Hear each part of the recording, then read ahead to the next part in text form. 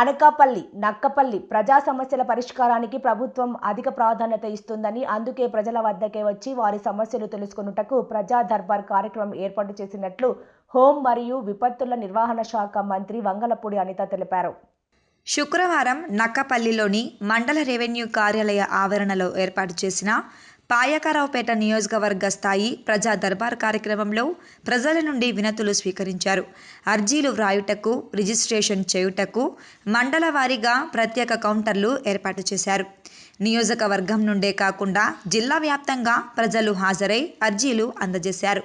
విభిన్న ప్రతిభావంతులకు మొదటి ప్రాధాన్యత ఇచ్చి వారి నుండి ముందుగా అర్జీలు స్వీకరించారు. అర్జీల పరిష్కారానికి వెంటనే అధికారులతో మాట్లాడి ఆదేశాలు జారీ చేశారు.